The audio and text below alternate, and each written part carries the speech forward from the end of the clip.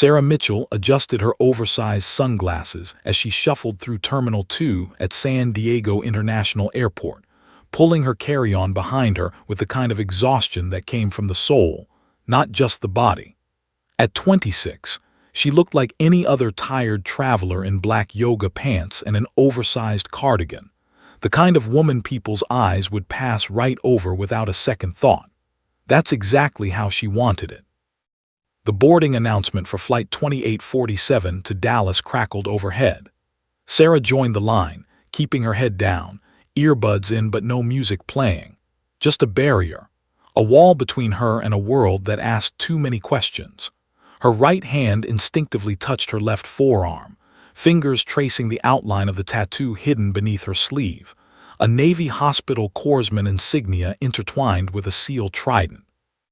She'd gotten it on her 21st birthday in Virginia Beach, 3 days before her first deployment to Ramadi.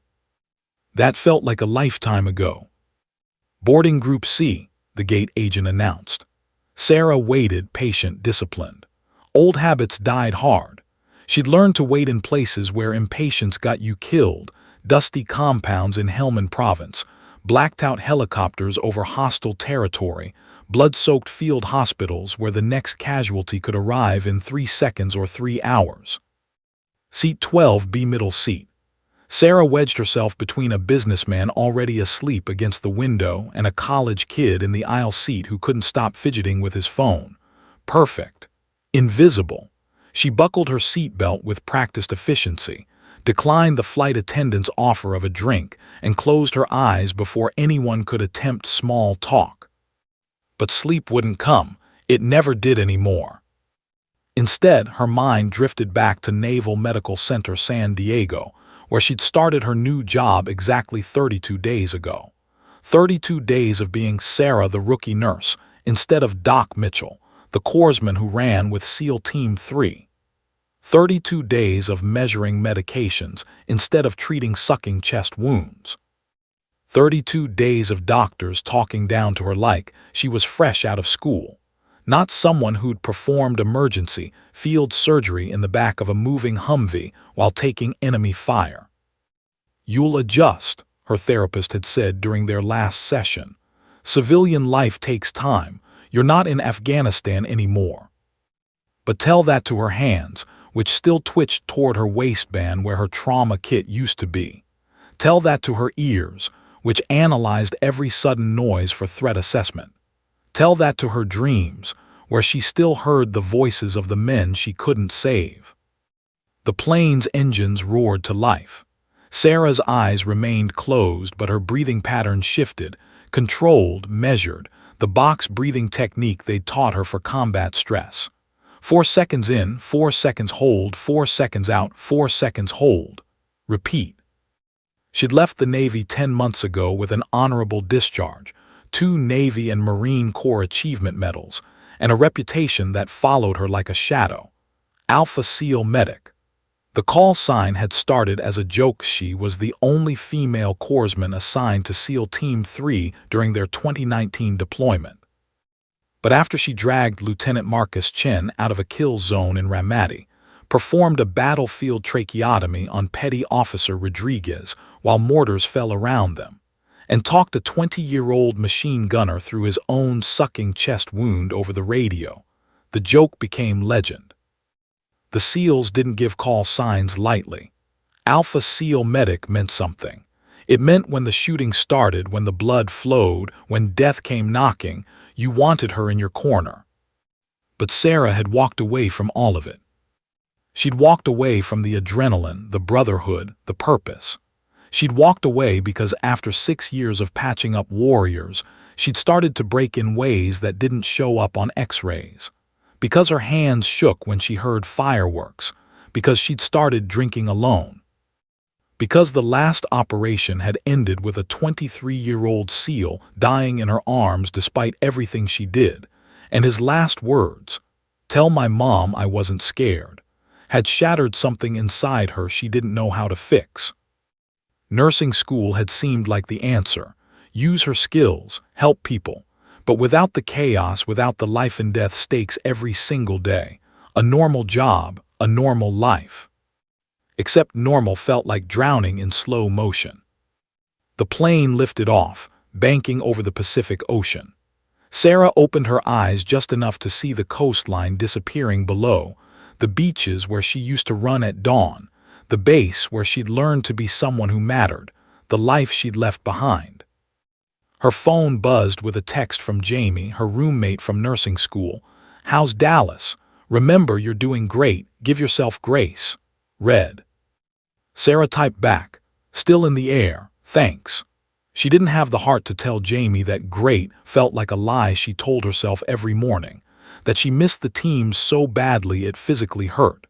That civilian nursing, with its charting and protocols and routine, felt like wearing someone else's skin. The businessman beside her snored softly. The college kid had his headphones on, head bobbing to music only he could hear. The flight attendants moved through the cabin, efficient and smiling. Everything was normal, safe, predictable. Sarah pulled her cardigan tighter and tried to convince herself this was enough. That quiet was good. That boring meant alive. That she didn't need the edge of chaos to feel like herself. The flight attendant's voice came over the intercom. "We've reached our cruising altitude of 37,000 feet. Flight time to Dallas will be approximately 2 hours and 40 minutes. Sit back, relax, and enjoy your flight." Sarah closed her eyes again, willing herself to relax, to let go, to be just another passenger on just another flight. She had no idea that in 33 minutes, everything would change. She had no idea that the warrior she tried to bury was about to be called back to life. She had no idea that Alpha SEAL Medic's most important mission was about to begin in the most unlikely place imaginable, Seat 12B of a commercial flight over Arizona. For now, she just sat quietly, a ghost hiding in plain sight, trying desperately to be normal. Trying desperately to forget who she really was. 37,000 feet over Arizona, Sarah's eyes snapped open. She didn't know what had woken her, some sixth sense, some warrior instinct that civilian life hadn't managed to kill yet. Her body was rigid, alert, scanning for threats before her conscious mind caught up. The businessman still snored.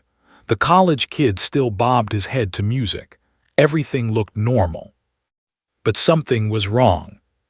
Sarah had learned to trust that feeling in places where ignoring it meant body bags. She sat up straighter, her eyes tracking movement through the cabin like a predator assessing terrain. The flight attendants were huddled near the galley in the back, their body language all wrong. Tight shoulders, quick glances. The older one, maybe 50, with silver hair pulled back in a tight bun, kept looking toward the rear bathroom with an expression Sarah recognized, barely controlled panic.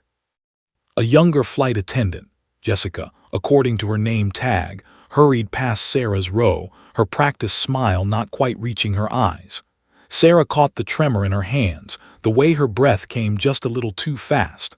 Combat had taught Sarah to read people like books written in blood and fear. This woman was terrified and trying desperately not to show it.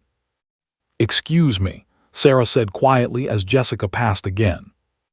"Yes, ma'am. Can I get you something to drink? Is everything okay?"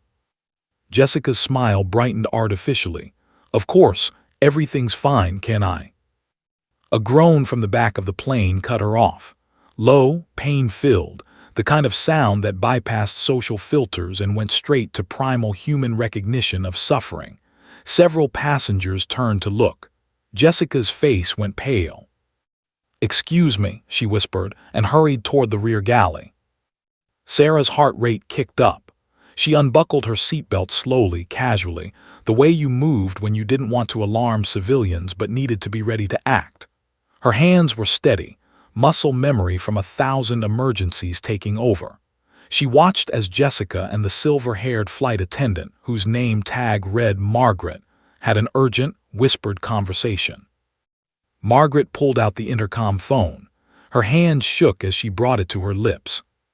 The static crackle made everyone look up. "Ladies and gentlemen, this is your senior flight attendant speaking." Margaret's voice was professionally calm, but Sarah heard the hairline fractures in it. "If there is a physician on board, could you please press your call button or make yourself known to the cabin crew immediately? We have a medical situation and require assistance." The cabin erupted in murmurs. Parents pulled children closer. Businessmen looked up from laptops. The college kid next to Sarah pulled off his headphones, eyes wide. "Is someone dying?" he whispered. Sarah didn't answer. She was watching a man in first class stand up, late 60s, fit, distinguished in an expensive suit. He pulled a leather medical bag from the overhead compartment with the confidence of someone who'd done this before. "Dr. Richard Chen," he announced, moving toward the back. "Cardiology, how can I help?" Margaret's relief was visible even from Sarah's seat. "Oh, thank God. Back here, doctor, please hurry." Sarah watched Dr. Chen disappear toward row 23, where she could now see a small crowd gathered. A woman's voice, high and panicked. "Please help him. He can't breathe. Oh God, Marcus, stay with me." Every instinct Sarah had screamed at her to move, to help, to do what she was trained to do, but she forced herself to stay seated. Dr. Chen was a physician. She was just a rookie nurse who'd been on the job for a month. He had this. He had to have this. She closed her eyes and did her breathing exercises. 4 in, 4 hold, 4 out, 4 hold. It didn't help. The minutes crawled by like hours. Sarah counted them, 1, 2, 3, 4. The cabin had gone eerily quiet, everyone straining to hear what was happening in the back. She caught fragments, difficulty breathing. His chest. Deployment injury. The word deployment made Sarah's hands clench into fists.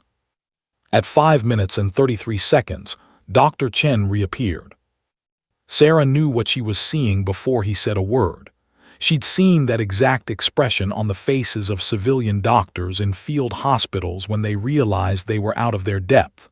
The pale complexion, the trembling hands, the eyes that said, "I'm not equipped for this." Dr. Chen walked straight to Margaret, and Sarah heard every word because her ears were trained to filter signal from noise in combat zones.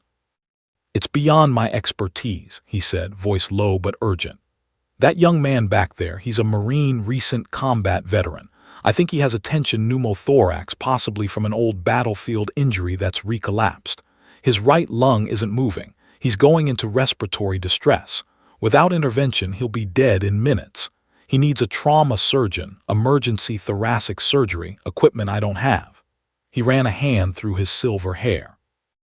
"I've never treated battlefield trauma. I don't know what to do." Margaret's face went white. "What do we do?" "Land this plane. Now, get him to a hospital with a trauma center." Margaret nodded and rushed toward the cockpit.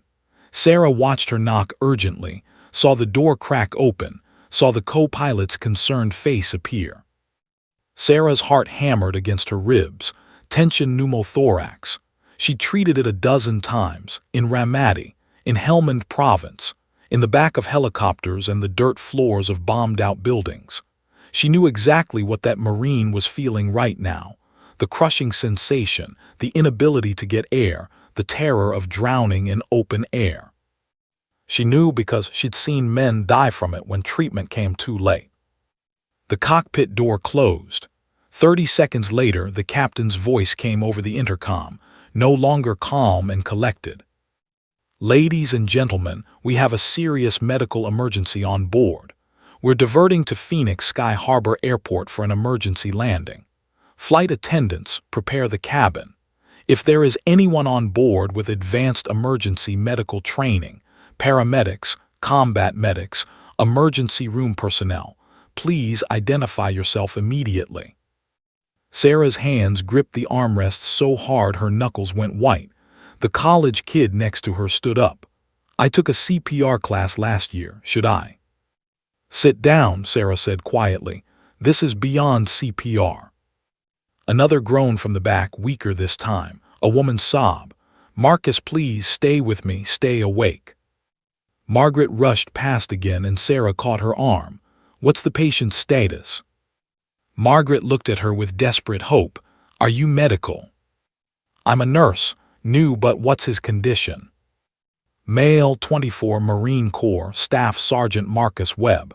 His wife says he was injured in Afghanistan 2 years ago, had chest surgery. Now he can't breathe. His lips are turning blue. Dr. Chen says without immediate intervention. She couldn't finish.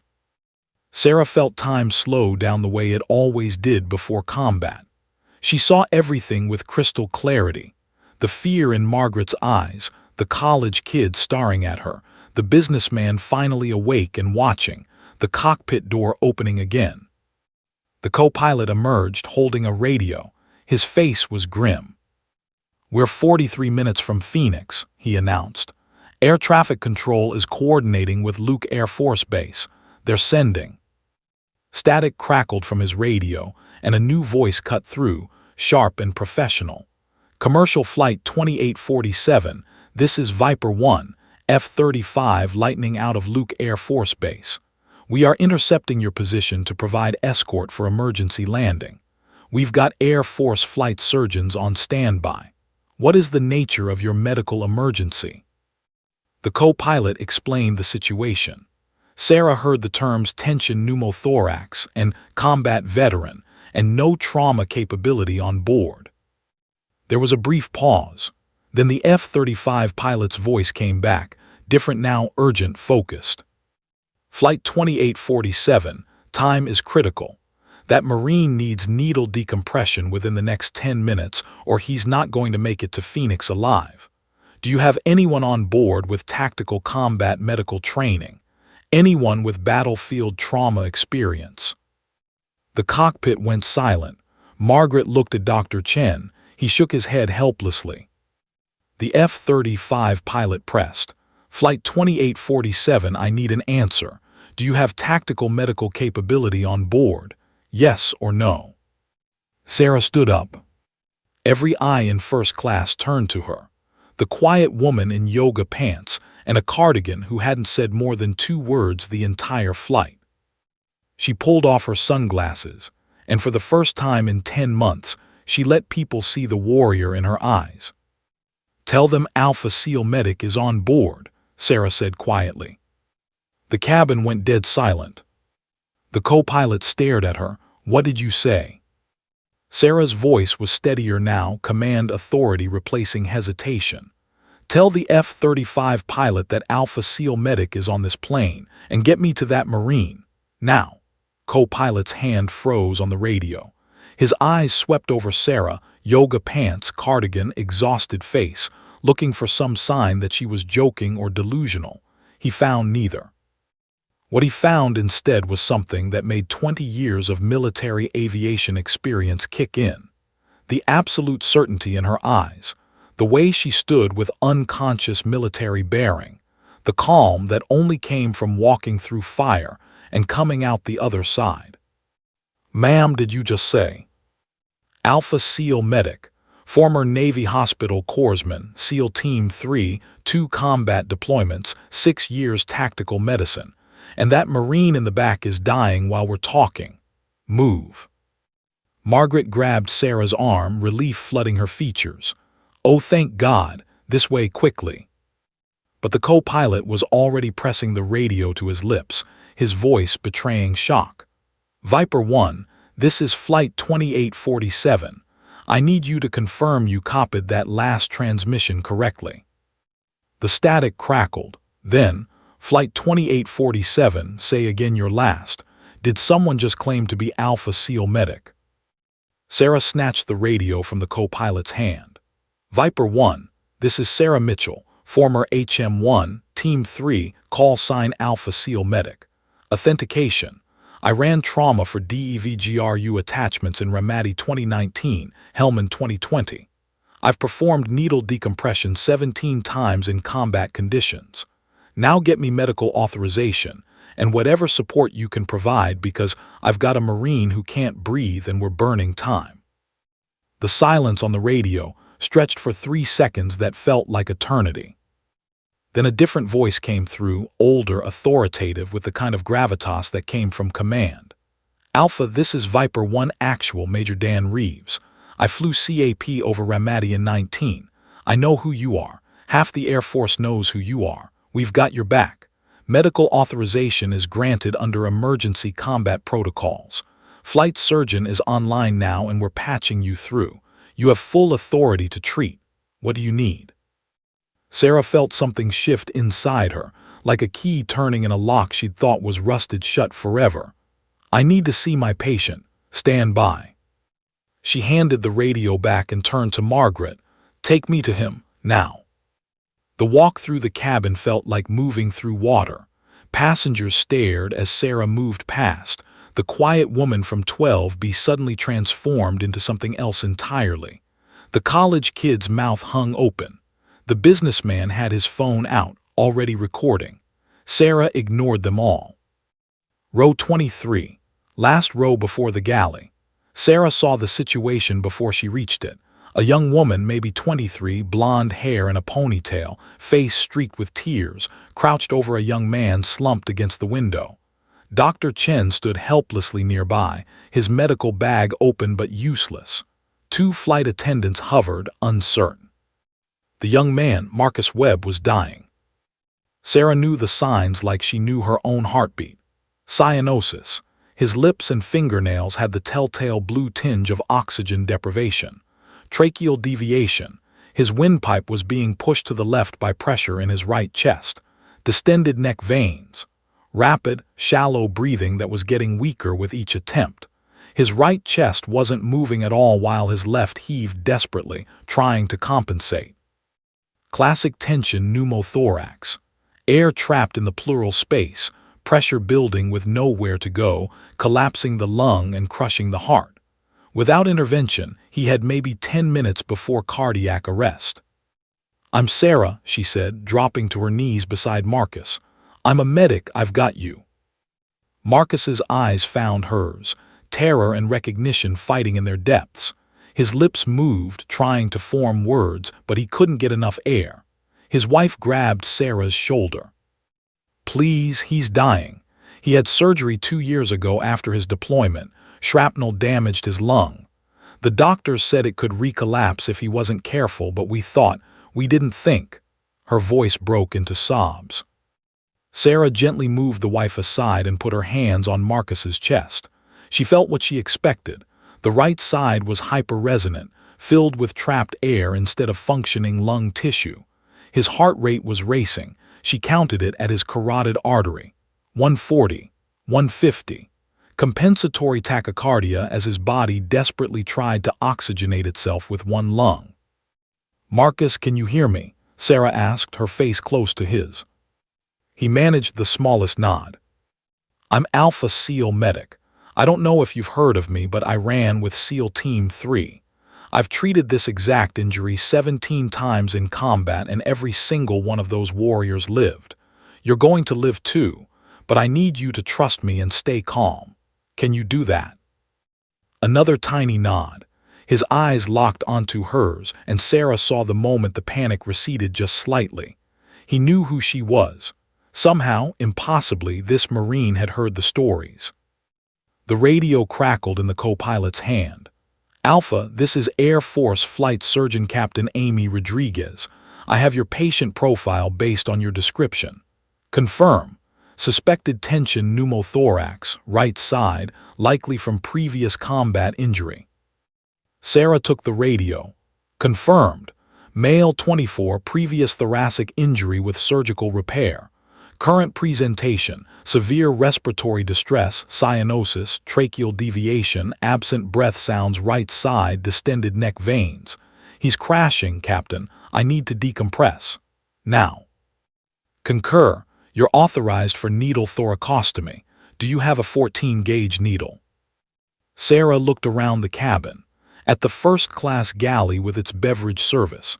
At Dr. Chen's medical bag, which she knew would have nothing useful. At Jessica and Margaret, who stared at her with desperate hope. Negative. I'm on a commercial flight with 0 tactical medical equipment. I need to improvise. The radio went silent. Sarah could almost hear Captain Rodriguez's mind racing through the same calculations she was making. Then, Alpha, you've improvised before. What do you have to work with? Sarah's eyes swept the cabin with the systematic efficiency of someone trained to find solutions in chaos. She saw businessmen with pens, the beverage cart with minibar bottles, the emergency medical kit she knew would be inadequate, duct tape in the maintenance compartment, plastic straws. Her mind catalogued, calculated, discarded, selected. "I can work with what's here," Sarah said into the radio. "But I need guidance on protocols for civilian environment. Last time I did this, I had morphine for pain management. I've got nothing here." Major Reeves's voice cut in. "Alpha, we're 20 minutes out from your position. Phoenix Sky Harbor is coordinating emergency landing protocols. We'll be on your wing in visual range within 5 minutes. You'll be able to see us. You won't be alone." Sarah looked at Marcus. His breathing was getting shallower. His wife's hand was white-knuckled on his. The other passengers in nearby rows had gone completely silent, phones out, recording what was about to happen. "Copy that, Viper 1. I need to move fast. Marcus is decompensating." Dr. Chen stepped forward, his face a mixture of awe and professional respect. "What can I do to help?" Sarah made eye contact with him. "Keep his wife calm. Monitor his pulse. If he loses consciousness, tell me immediately, and clear me a workspace." She stood, addressing Jessica and Margaret directly. "I need everything I just mentioned: pens, vodka from the beverage service, duct tape, sterile gauze from your first aid kit, and I need this entire area cleared of passengers except his wife. Move everyone forward 5 rows. Now."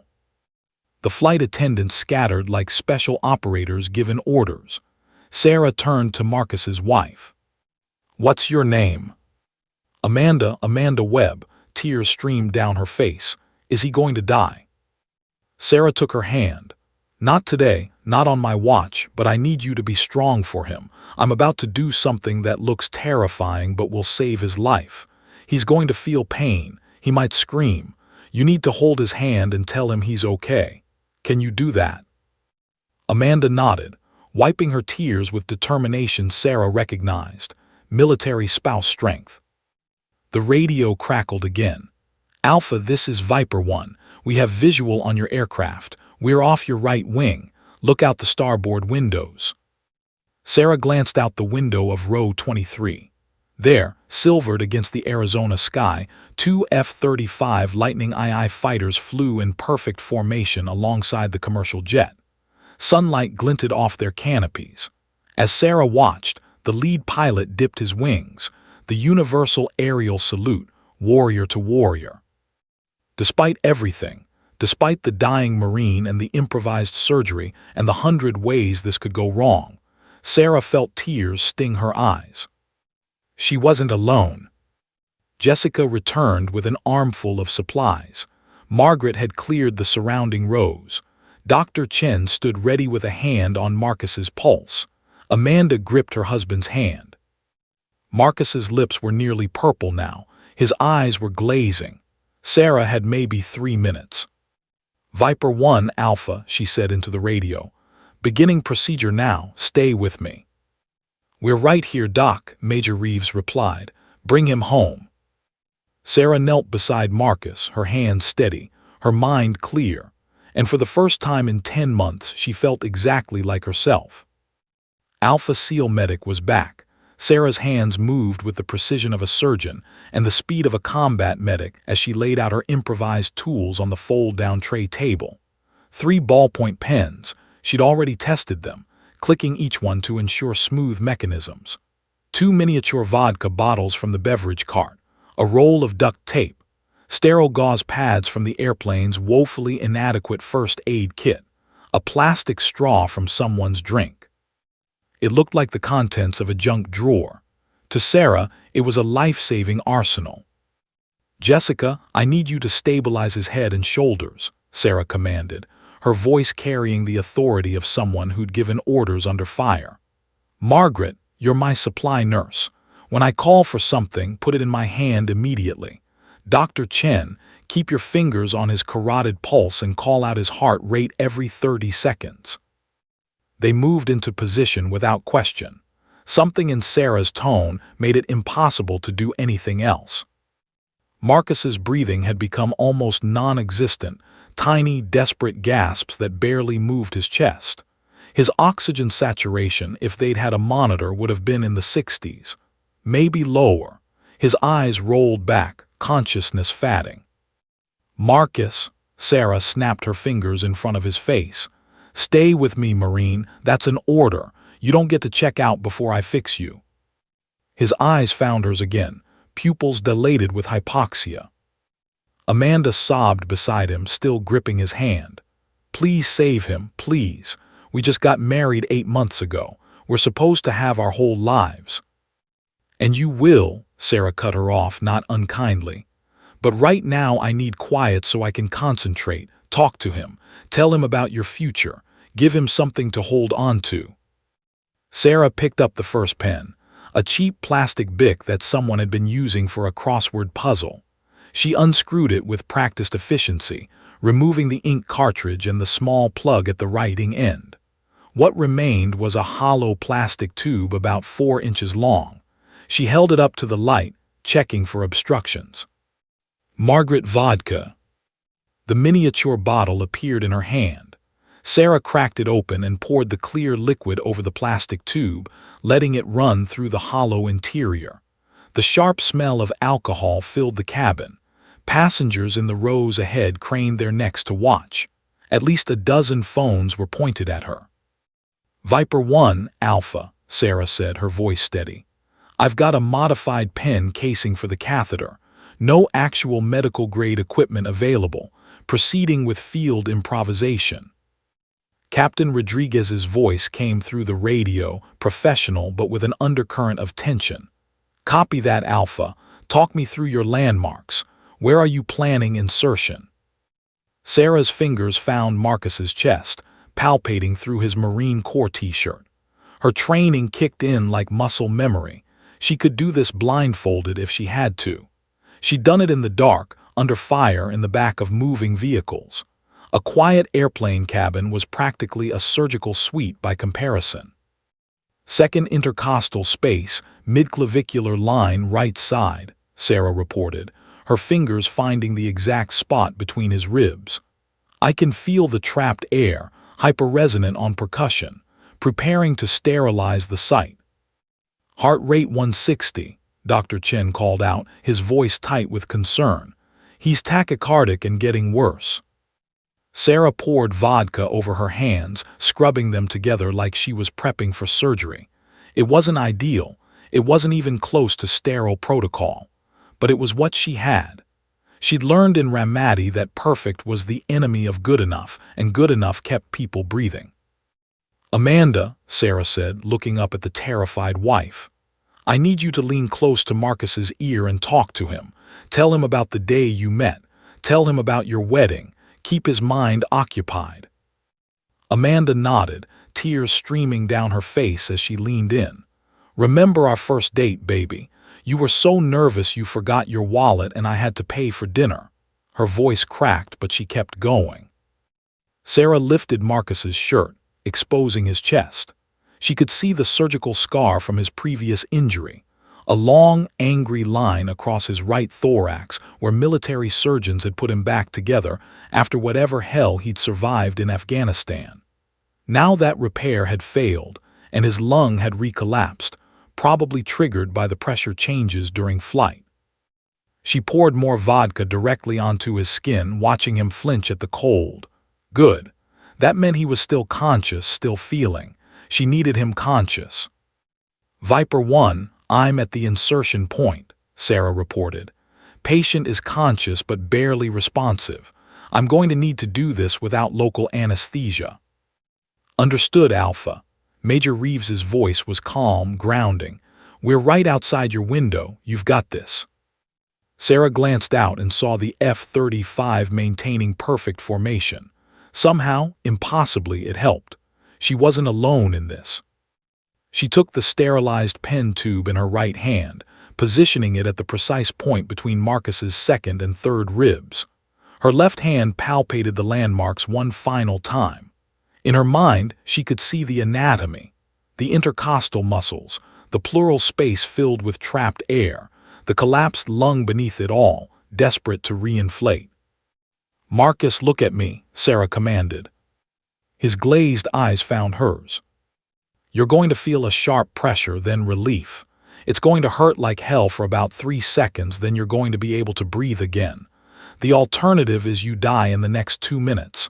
I need you to stay still. Don't move. Don't fight me. Can you do that?" He managed the smallest nod. Sarah looked at Dr. Chen. "Hold his shoulders. Don't let him jerk away from me." Then she looked at Amanda.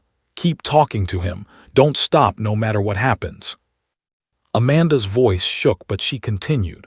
"Remember when we adopted Murphy from the shelter? That stupid dog ate your dress shoes, and you pretended to be mad, but I saw you laughing." Sarah positioned the tube, angling it just above the rib to avoid the neurovascular bundle that ran along the bottom edge. She could feel every set of eyes on her: passengers, flight attendants, Dr. Chen, the F-35 pilots listening on the radio, the flight surgeon holding her breath. "Heart rate 170, Dr. Chen called out.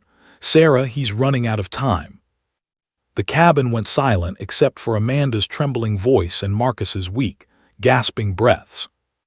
Sarah took one breath, centered herself. She'd done this 17 times in combat. 18 wouldn't be any different. Except it was different, because for the first time in 10 months, she wasn't running from who she was. She was exactly where she was supposed to be. Viper 1 Alpha, beginning needle decompression now. Sarah's hand moved with absolute certainty, driving the plastic tube through skin, through muscle, through the intercostal space, into the pleural cavity where air had built to crushing pressure. For one heartbeat, nothing happened. Then there was a hiss, like opening a pressurized container, like releasing a valve, like life fighting back against death. Air rushed out of Marcus's chest through the improvised catheter, and Sarah heard the most beautiful sound in the world: Marcus Webb taking his first real breath in 10 minutes. His chest expanded, his eyes widened, color began to return to his lips. The cabin erupted. Passengers cheered. Jessica and Margaret hugged each other. Dr. Chen stared at Sarah like she just performed a miracle. Amanda collapsed against her husband, sobbing with relief. But Sarah wasn't done. She grabbed the duct tape. "Margaret, gauze now." She secured the tube in place, tapping it to Marcus's chest to keep it from moving. She could see his oxygen saturation improving by the second, his lips going from blue to pink, his eyes focusing, his breathing becoming deeper and more regular. "Viper 1 Alpha," Sarah said into the radio, and this time her voice carried triumph. "Decompression successful, patient is breathing, lung is re-expanding, he's stable." The radio exploded with voices, Captain Rodriguez confirming, Major Reeves congratulating, other voices Sarah didn't recognize all talking at once. Through the window, she saw the lead F-35 do a victory roll. Marcus's hand found Sarah's wrist. His voice was weak but clear. You really are Alpha SEAL medic." Sarah smiled, and for the first time in months it reached her eyes. "Yeah, Marine, I really am." Sarah's hands never left Marcus's chest. Even as passengers applauded, even as the flight attendants wept with relief, even as the radio crackled with congratulations from the F-35 pilots, her eyes remained locked on her patient. Because she knew something the celebrating cabin didn't. They weren't out of the woods yet. Not even close. "Everyone quiet," Sarah's command cut through the chaos like a blade. The cabin fell silent instantly. "He's breathing, but he's not stable. I need silence so I can monitor him." Her fingers found his carotid pulse again, 140, still too fast but dropping from the 170 it had been. She placed her other hand on his chest, feeling the rise and fall, checking for symmetry. The left lung was working overtime, compensating. The right lung was attempting to re-expand now that the pressure was released, but it would take time. "Dr. Chen, I need you to time his respiratory rate. Count his breaths for 1 full minute. Dr. Chen positioned himself, watching Marcus's chest. Starting now. Sarah's eyes scanned Marcus's face, cataloging every detail. Color returning to his lips good. Pupils responsive to light good. Skin warm, not clammy good. But his forehead was beaded with sweat, and she could see the pain in his eyes every time he took a breath. "How are you feeling, Marcus?" she asked, her voice gentle now, the command authority replaced with bedside manner. Like someone stabbed me," he gasped between breaths. "But I can breathe." "That's because someone did stab you, me, and you're going to feel it for a while." Sarah allowed herself a small smile. "But you're alive, and that's what matters." Amanda clutched his hand, her face a mixture of terror and gratitude. "Is he going to be okay? Really okay?" Sarah met her eyes honestly. "He needs a hospital, real chest tubes, imaging, proper pain management. What I did buys us time, maybe 30 to 40 minutes of stable breathing. But that tube in his chest is just a pen casing held in place with duct tape and prayer. It's not a permanent solution." 28 breaths per minute, Dr. Chen reported. "Still tachypneic but improving." Sarah nodded. Normal was 12 to 20. 28 was high, but considering Marcus had almost died 5 minutes ago, it was acceptable. She keyed the radio. "Viper 1 Alpha, patient status. Breathing spontaneously, respiratory rate 28, heart rate approximately 140 and decreasing. Improvised chest tube holding. But he needs definitive care soon. What's our ETA to Phoenix?" Major Reeves responded immediately. "Alpha, you're 17 minutes from Sky Harbor. Emergency crews are staged and ready. We've got trauma surgeons on standby at Banner University Medical Center. They're prepping an OR for him now. Phoenix PD is clearing a route from the airport." "Copy that, maintain escort. I'm staying with the patient." Sarah turned to Jessica. "I need water, and I need something for him to bite down on. A rolled-up magazine, towel, anything. The pain is going to get worse before it gets better." Jessica nodded and rushed to the galley. Margaret hovered nearby, eyes wide. "What else do you need?" "Space and quiet. Keep the passengers calm. And if anyone has medical training, real training, not YouTube videos, send them back here. I could use another set of hands." As Margaret moved forward to address the cabin, Sarah focused entirely on Marcus. She could see him trying to be stoic, the way Marines were trained to be, but every breath was clearly agony. The improvised tube in his chest was doing its job, but it wasn't comfortable. Nothing about this was comfortable. "Marcus, talk to me about your injury," Sarah said, keeping her voice conversational. She needed to keep him alert, focused, present. "What happened in Afghanistan?" He grimaced. "IED, outside Kabul.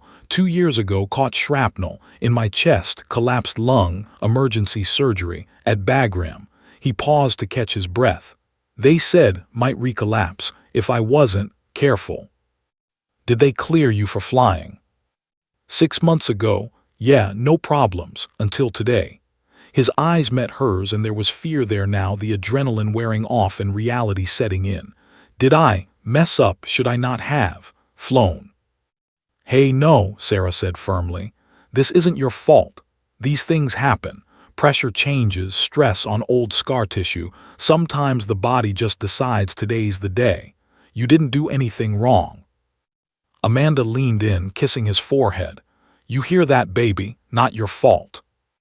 Jessica returned with a bottle of water and a rolled towel. Sarah helped Marcus take small sips, not too much, in case he needed surgery soon, but enough to wet his mouth. She handed him the towel. "If the pain gets bad, bite down on this. Don't try to tough it out.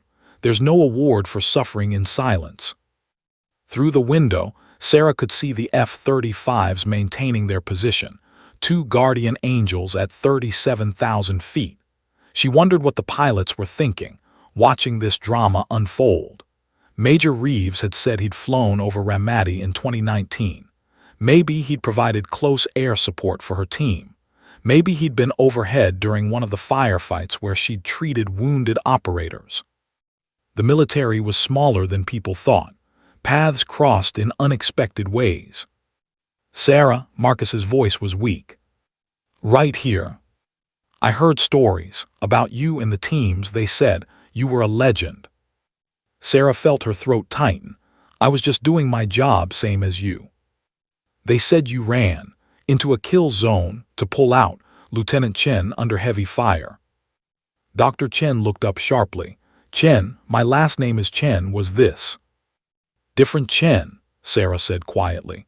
Lieutenant Marcus Chen, SEAL Team 3, took an AK round through his femoral artery during a raid in Ramadi.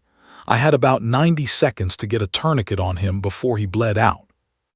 Did he make it? Dr. Chen asked. Sarah's smile was sad.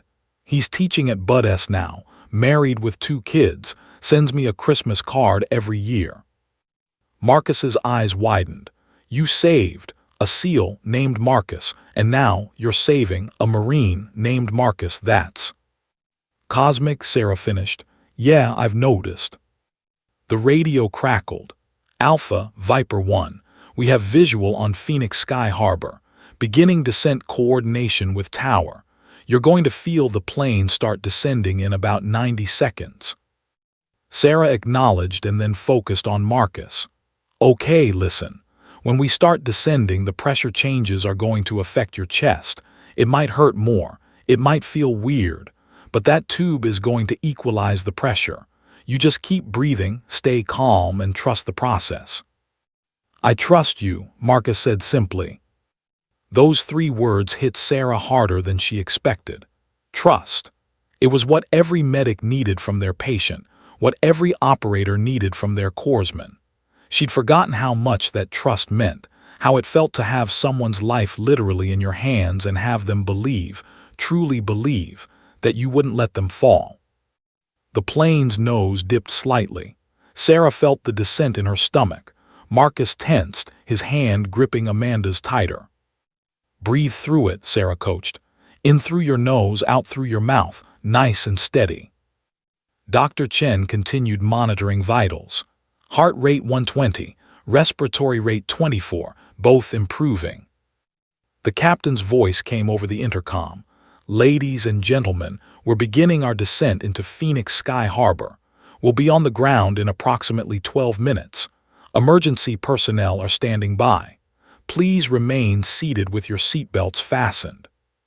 Sarah could see the ground now, the sprawl of Phoenix spreading out below them.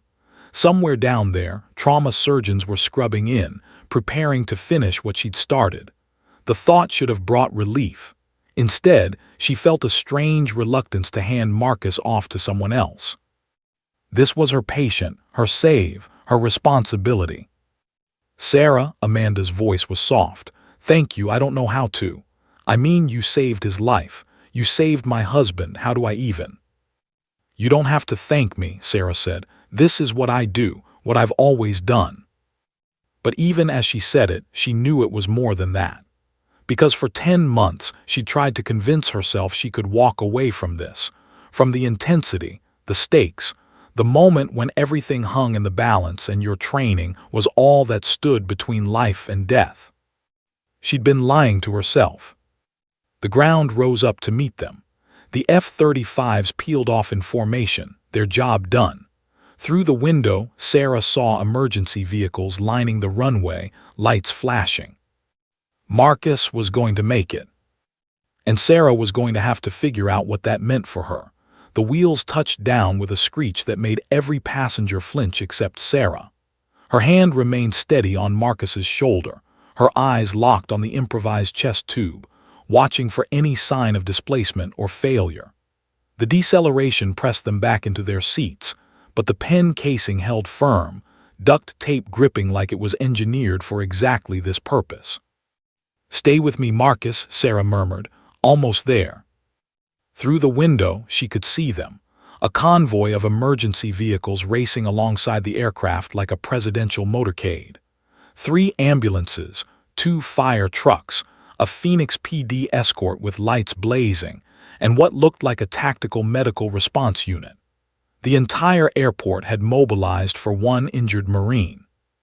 The plane taxied off the runway onto a remote section of tarmac, away from the terminals. Sarah had seen this before: emergency protocols, isolation from civilians, controlled environment for medical evacuation. They were treating this like a combat casualty extraction, and she silently thanked whoever had made that call. Heart rate 100, Dr. Chen reported, his voice filled with cautious optimism. Respiratory rate 22. Sarah, his vitals are actually stabilizing. Don't jinx it, Sarah muttered, but she allowed herself the smallest surge of hope. Marcus's color was almost normal now. His breathing, while still labored, was rhythmic and effective. The tube was doing its job. She'd bought him the time he needed. The plane came to a complete stop. Through the window, Sarah saw the ambulance crews already positioning, a gurney being wheeled into place, paramedics in tactical gear moving with military precision. Behind them, two figures in flight suits stood beside a black SUV. The F-35 pilots had landed and driven out to meet them.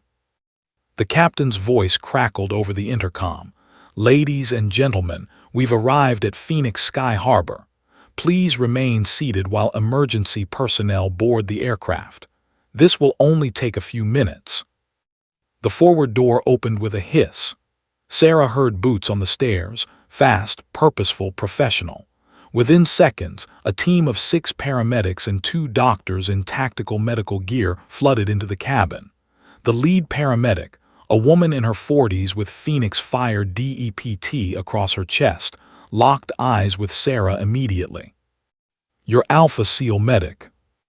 "That's me. Patient is Staff Sergeant Marcus Webb, USMC, age 24. "We know," the paramedic interrupted, pulling out a tablet. "We've been briefed by the Air Force flight surgeon. Tension pneumothorax, right side, needle decompression performed with improvised equipment at 37,000 feet. You're a legend, Doc." Sarah ignored the compliment. Current status: breathing spontaneously, vitals improving but still elevated. Improvised chest tube is holding but needs immediate replacement with proper thoracostomy tube. He had previous combat injury to the same lung, surgical repair 2 years ago at Bagram. He'll need imaging to assess for additional damage. One of the doctors, a trauma surgeon named Dr. Martinez according to his badge, knelt beside Marcus and began his assessment. His eyes widened when he saw the pen casing and duct tape. "You did this with a Bic pen." "And vodka for sterilization," Sarah added. "It's not pretty, but it's functional." Dr. Martinez shook his head in amazement. "I've been a trauma surgeon for 15 years and I've never seen anything like this. This is textbook field medicine." The team moved with choreographed efficiency, transferring monitors to Marcus, establishing IV access, preparing him for transport. Sarah stayed right beside him, her hand on his wrist, monitoring his pulse by touch even as the machines started beeping their digital readouts. Amanda hovered nearby, terrified to let go of her husband's hand. One of the paramedics gently guided her. "Ma'am, we need space to work, but you'll ride with us in the ambulance. He won't be alone." "Marcus," Sarah said, leaning close so only he could hear, "these people are going to take excellent care of you. Banner University Medical Center has one of the best trauma programs in the Southwest. You're in good hands." His eyes found hers, clearer now, more focused. "Will you come with us?" Sarah glanced at Dr. Martinez, who shook his head apologetically. "We need to move fast. Helicopter transport to Banner. Not enough room for additional personnel." Sarah turned back to Marcus. "I can't, but I'll check on you, I promise." "I need to tell you something," Marcus gasped. "My platoon, Kabul, we heard about you, the corpsman who saved Lieutenant Chen. You were our inspiration, proof that medics were warriors too." Sarah felt tears sting her eyes but blinked them back. "You would have done the same for me, Marine."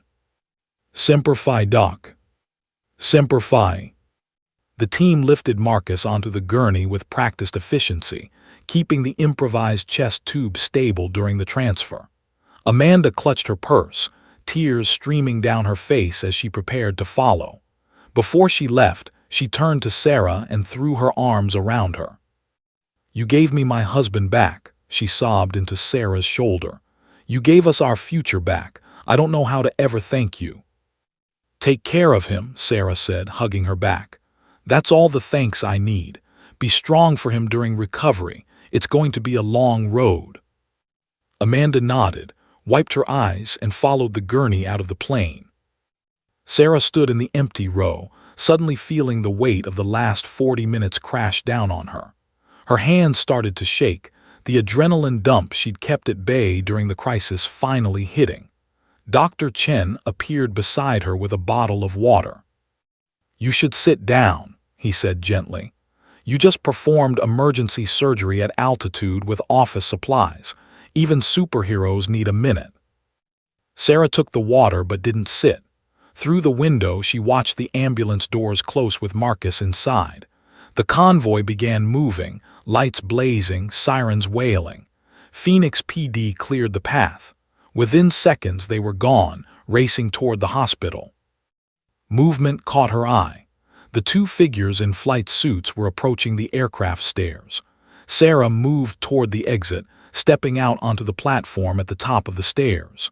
The Arizona heat hit her like a wall after the air-conditioned cabin.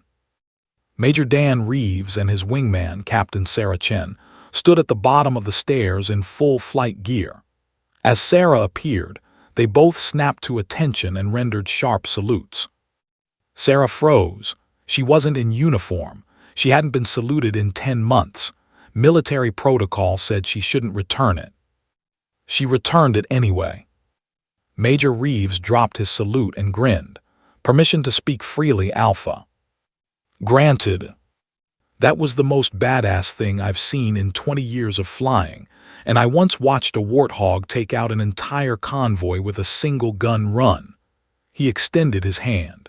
"It was an honor to support you up there." Sarah shook his hand, then Captain Chen's. "I couldn't have done it without your guidance. You kept me calm." "Bullshit," Captain Chen said bluntly. "You were calm before we ever showed up. We just gave you radio support. You saved that Marine's life with nothing but skill and guts." Behind them, an airport official was approaching, along with what looked like news crews being held at a perimeter. Major Reeves noticed Sarah's expression. "They're already calling it a miracle. Video from passengers is going viral. You're about to be very famous, Alpha." Sarah looked back at the plane, where passengers were finally being allowed to disembark. She could see phones pointed at her, hear the murmur of excited conversations. The businessman from seat 12A was already talking to a reporter at the perimeter. "I don't want to be famous," Sarah said quietly. "I just wanted to save him." "Too late," Captain Chen said, not unkindly. "You're a hero whether you want to be or not." Above them, in perfect formation, 4 more F-35s screamed across the sky in missing man formation, the aerial tribute reserved for fallen warriors. Except this time, it was for a living legend. Sarah watched them go, feeling something shift inside her chest.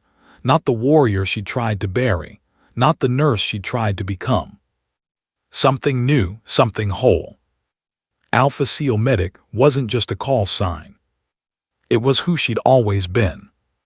And maybe, just maybe, who she was meant to be. Sarah's phone had been on airplane mode for the entire flight. When she finally switched it back on in the Phoenix airport terminal, it exploded with notifications like a grenade going off in her pocket. 43 missed calls, 217 text messages. Her social media accounts, which she barely used, showed thousands of new followers and counting. Her email inbox was flooded with media requests, interview offers, and messages from people she hadn't spoken to in years. "What the hell?" she whispered, scrolling through the chaos. Jessica appeared beside her, phone in hand, face pale. "You haven't seen it yet, have you?" "Seen what?" Jessica turned her phone around. The screen showed a video shaky footage from inside the aircraft, shot from 5 rows ahead. Sarah watched herself kneel beside Marcus, watched her hands move with absolute certainty as she prepared the improvised chest tube, heard her own voice calm and commanding. "You're going to feel sharp pressure, then relief." The video had 17 million views in 3 hours. "Oh God," Sarah breathed.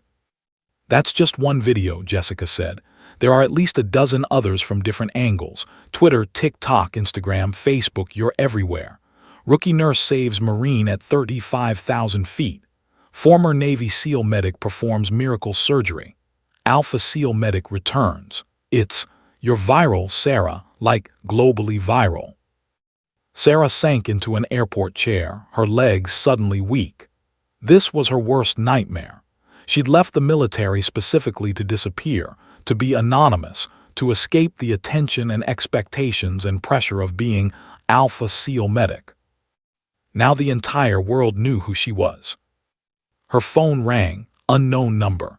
She almost declined it, then saw the area code, 757, Virginia. That was where. "This is Commander Patricia Hayes, Naval Medical Center, Portsmouth," a crisp voice said when Sarah answered. "Am I speaking with former HM1 Sarah Mitchell?" Sarah's spine straightened automatically. "Yes, ma'am. I've been trying to reach you for the past hour. I assume you've seen the news." "Just now, ma'am, I was performing emergency thoracic decompression at altitude with improvised equipment. Yes, I'm aware. The entire Navy is aware. The entire country is aware. Mitchell, what you did today was extraordinary." Sarah closed her eyes. "I just did what needed to be done, Commander." "That's exactly the attitude we need. Which is why I'm calling. The Navy wants to offer you a position, instructor role at the Special Operations Combat Medic course. We need someone with your experience training the next generation. Real-world tactical medicine, not just textbook theory." Sarah's heart hammered. "Commander, I left the Navy 10 months ago. I'm a civilian nurse now." "Are you?" Commander Hayes's voice was gentle but pointed. "Because the woman I watched on those videos didn't look like a civilian nurse. She looked like exactly what she is, a warrior who saves lives. We need you, Mitchell. The teams need you." "I need to think about it." "You have 72 hours. After that, the offer expires. The Navy doesn't beg, Mitchell, but we're asking. Please consider it." She paused. "Also, you should know, Lieutenant Marcus Chen called me personally this morning. He wanted to make sure we reached out to you. He said the Navy made a mistake letting you go." Sarah's throat tightened. Marcus Chen, the SEAL she'd saved in Ramadi, the one who sent Christmas cards, the one who'd survived because of her. How is he? Still teaching at Bud S, still telling every new class about the corpsman who ran into hell to pull him out. Your legend never faded, Mitchell. You just stopped listening to it. The call ended. Sarah sat in the terminal, surrounded by travelers who had no idea the exhausted woman in yoga pants was the person currently breaking the internet. Her phone buzzed again. This time, a text from a number she recognized, her old team chief from SEAL Team 3. "Doc, saw the news. Knew you couldn't stay away forever. Once a warrior, always a warrior. We'd take you back in a heartbeat. Chief." Then another, from a corpsman she'd trained with in A school. "Sarah, Mitchell, you absolute legend. Just watched you save that Marine. I'm showing this video to every new corpsman who comes through. This is what we do. This is who we are." Then another, and another. Messages from people she'd served with, people she'd saved, people whose lives she'd touched during her 6 years in the teams.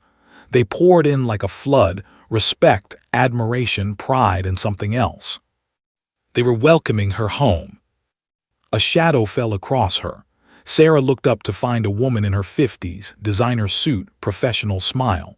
"Sarah Mitchell, I'm Jennifer Cortez, CNN. I'd love to speak with you about." "No comment," Sarah said firmly. "Just 5 minutes. America wants to hear your story." "No," Sarah stood, gathering her bag. "I'm not doing interviews." She walked away, but Jennifer Cortez wasn't the only one. Within minutes, she was surrounded by reporters, all shouting questions. How did you know what to do? What was going through your mind? Are you returning to the military? Is it true you served with SEAL Team 3? Airport security intervened, creating a barrier between Sarah and the media circus. A security officer escorted her to a private lounge, where she finally had a moment to breathe. Her phone rang again. This time, she recognized the number, Banner University Medical Center. Ms. Mitchell, this is Dr. Martinez. We spoke earlier. I wanted to update you on Staff Sergeant Webb's condition. Sarah's heart jumped. How is he? In surgery now. We've replaced your improvised chest tube with a proper thoracostomy tube. Imaging shows the lung is re-expanding beautifully. No additional damage beyond the recollapse. He's going to make a full recovery. Dr. Martinez paused. Because of you. If you'd been even 2 minutes slower, we'd be having a very different conversation. He's strong, he fought hard. He did, but he had an exceptional medic. That pen tube placement was perfect, anatomically precise, proper angle, no damage to surrounding tissue. I've seen board-certified surgeons do worse in fully equipped ORs. Where did you train? Ramadi, Helmand Province, the back of helicopters. Places where perfect wasn't an option, functional was all that mattered. Well, your functional saved a life today. His wife wanted me to tell you they're naming their first child after you. Whether it's a boy or girl, middle name will be Mitchell. Sarah felt tears finally break through. She'd held them back during the emergency, during the landing, during the media chaos. But this, knowing Marcus would live, knowing he'd have a future with Amanda, knowing their children would carry her name, this broke her. Tell them I'm honored. After the call ended, Sarah pulled up the videos on her phone. She watched herself from a stranger's perspective, the calm authority, the steady hands, the absolute confidence. She looked like someone who knew exactly who they were. She looked like Alpha SEAL Medic. A new notification appeared. Marcus Webb had been tagged in a Facebook post. Sarah clicked it. It was from Amanda, posted 20 minutes ago. A photo of Marcus in his hospital bed, awake and smiling despite the chest tubes, with Amanda beside him. The caption read, "This is my hero husband Marcus, who served our country in Afghanistan. Today he almost died on a flight to see my parents.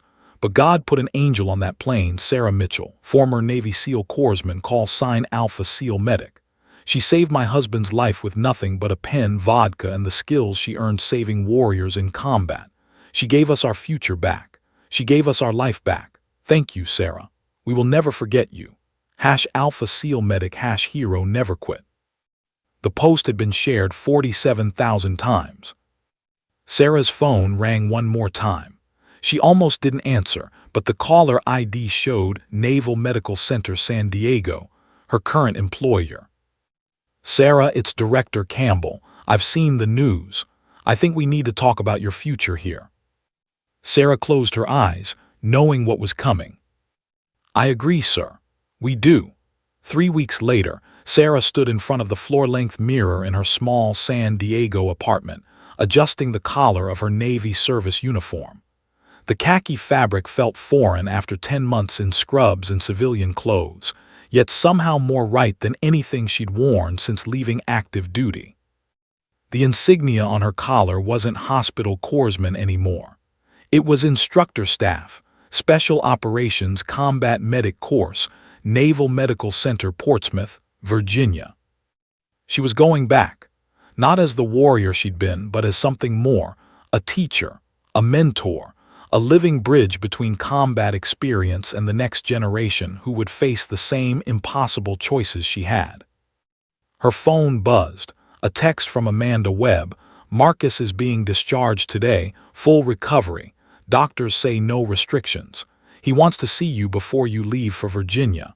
Can you come by Banner at 2 p.m. Sarah smiled and typed back, "I'll be there." The media frenzy had lasted exactly 11 days. Sarah had given one interview, 60 Minutes, because they'd agreed to donate the appearance fee to the Navy SEAL Foundation. She told her story simply, deflecting praise, emphasizing teamwork, crediting her training and the Air Force pilots who'd guided her. She'd ended the interview with a message to young people considering military medicine. If you want a job where every day matters, where your skills can mean the difference between someone going home or not going home, this is it. The video had 23 million views. Recruitment for Navy hospital corpsman positions had spiked 300%. Her phone rang. Commander Hayes, her new commanding officer. Mitchell checking in. You still good for Monday? Yes, ma'am. Flight leaves tomorrow morning.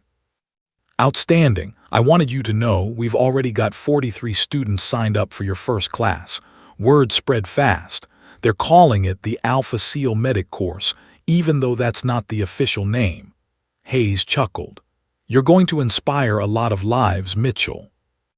I'm going to teach them to save lives, ma'am. That's all that matters. That's exactly why we want you. See you Monday, don't be late. Sarah hung up and looked around her apartment. Boxes were already packed. She'd never accumulated much.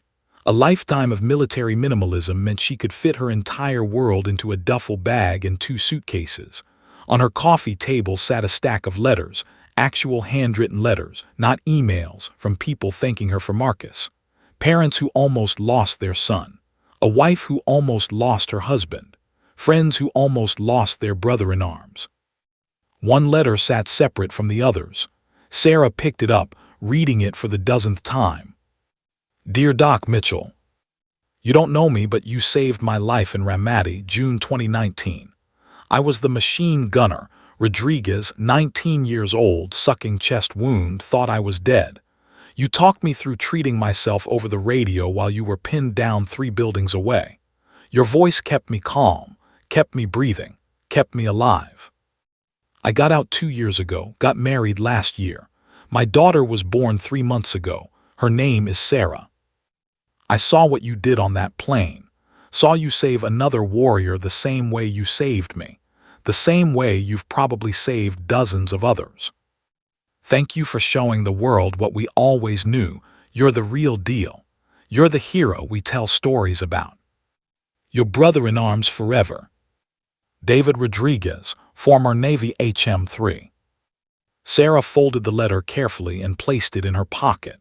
This was why she was going back.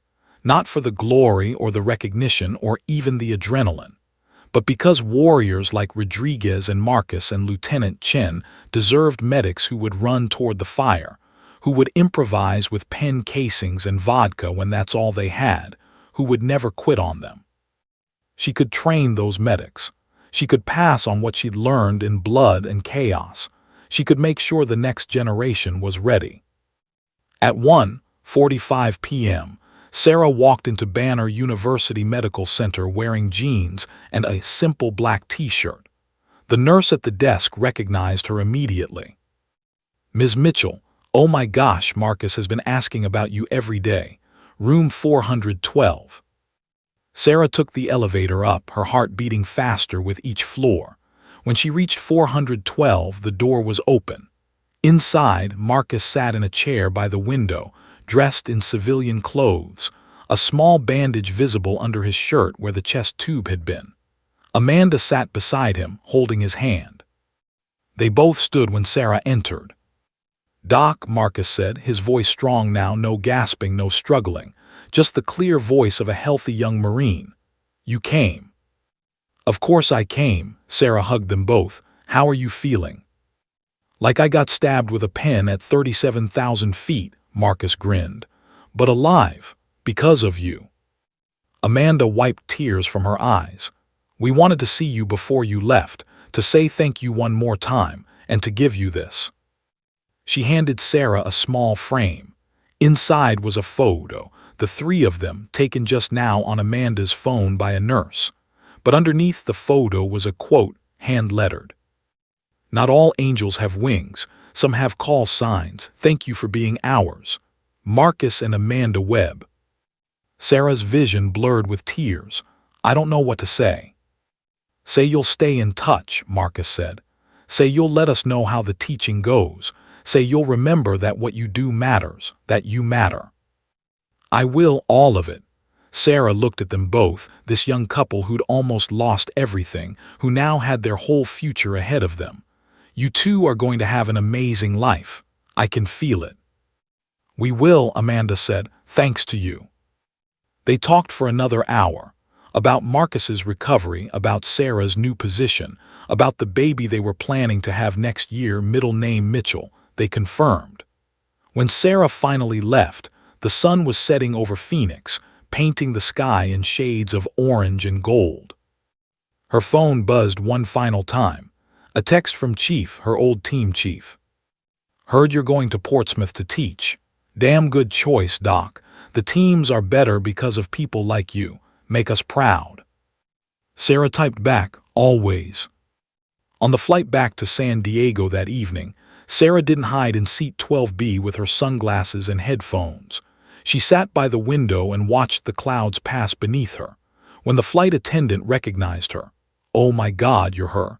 You're Alpha SEAL medic." Sarah smiled and signed an autograph for the woman's nephew who was considering enlisting. She wasn't hiding anymore. She wasn't running from who she was. For 6 years, she'd been a warrior who saved lives in the worst places on Earth. For 10 months, she tried to be someone else. And then, for 40 minutes at 37,000 feet, she'd remembered the truth. You can take the medic out of the fight, but you can't take the fight out of the medic. Alpha SEAL medic wasn't just a call sign. It wasn't just a reputation or a legend or a viral video moment. It was her identity, her purpose, her calling. And now she was going home to pass it on. As the plane descended toward San Diego, Sarah looked out at the city lights spreading below like a constellation of possibilities. Somewhere down there, the next generation of combat medics was dreaming about serving, about making a difference, about being the person who runs toward danger when everyone else runs away. She was going to train them, guide them, prepare them. She was going to make sure that when they faced their moment, their Marcus Webb at 37,000 feet, they would be ready. Sarah Mitchell closed her eyes and smiled. She was exactly where she was meant to be. Doing exactly what she was meant to do. Being exactly who she was meant to be. Alpha SEAL medic was back. And she was never leaving again. The end.